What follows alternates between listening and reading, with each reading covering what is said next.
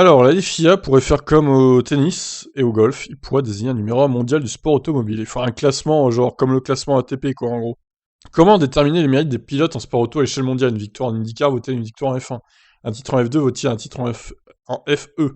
Comparer les disciplines pour déterminer quel pilote a le plus de mérite n'est jamais chose aisée. Alors ah ouais, franchement, je serais curieux de savoir comment ils vont faire ça, hein. Mais s'ils y arrivent, bravo. La FIA travaille à un système qui harmoniserait les séries à l'image de ce que fait le tennis ou le golf pour distribuer les points en fonction des compétitions. Et ceux qui obtiendraient le plus de points seraient invités à un tournoi spécial, comme le Masters de tennis, en fin d'année. On pourrait imaginer ainsi 100 points pour une victoire au Mans, 10 pour une victoire en F1. Ouais, alors, 100 pour une victoire au Mans, en vrai, non, ça serait trop noté, là, les gars, oh.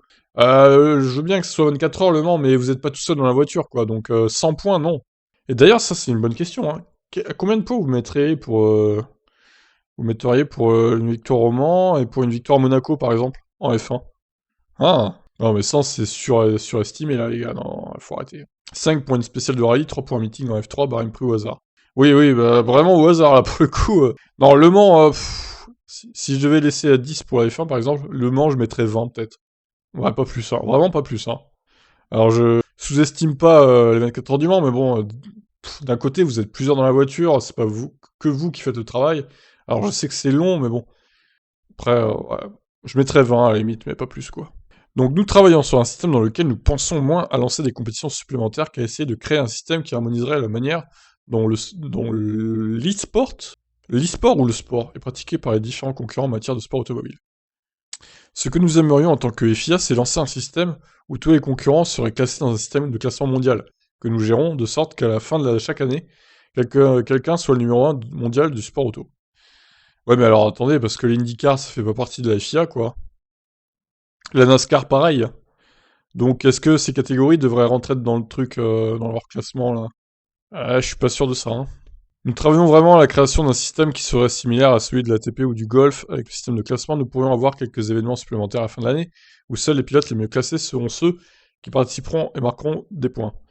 Vous devrez participer à des événements qui sont organisés dans le monde entier avec un lien avec nous, et chaque fois que vous participez, vous gagnez des points qui contribueront à créer votre classement et à vous faire monter dans le système de classement. D'accord, ok, bon, c'est assez étonnant comme système. Si cette idée pose des problèmes de calendrier, la Formule E court sur... Alors, la Formule E qui court sur 2 années, c'est plus vraiment le cas, hein, pour le coup. Cette année, ça a commencé en 2021, ça va finir en 2021. L'année prochaine, pareil d'ailleurs. Donc ça, c'est plus vrai. Ça commence début d'année, oui, mais ça commence pas à cheval sur 2 années maintenant. L'idée de la FIA et de Bertrand est bien sûr de mettre en valeur d'autres disciplines que la FIA. Il s'agirait d'une multidisciplinarité autour de tous les sports mécaniques. Nous aimerions cumuler le rallye et la piste et être sûr que tout le monde puisse être intégré dans le système. C'est une chose dont nous avons discuté. J'en ai souvent discuté avec Tom Christensen, le président de la commission des pilotes de la FIA. Pousser la multidisciplinarité et la polyvalence, et ne pas se concentrer uniquement sur une seule discipline pour avoir des pilotes plus flexibles et adaptables. Cette polyvalence a été vue ces dernières années en F1, Nicole Hülkenberg et Alonso ayant par exemple remporté les 24 heures du Mans. Ok, bon. Je sais pas ce que vous en pensez de ça. Alors, l'idée est bonne, hein, sur le papier, mais ça va être dur à mettre en place, je pense, hein, quand même, là. Il va falloir trouver un barème de points qui est vraiment équilibré, réaliste. Bon, ça me paraît compliqué, hein. Mais bon, s'ils y arrivent, hein, pourquoi pas, j'attends de voir comment ça peut évoluer, ça. Allez, je vous laisse réagir. Ciao.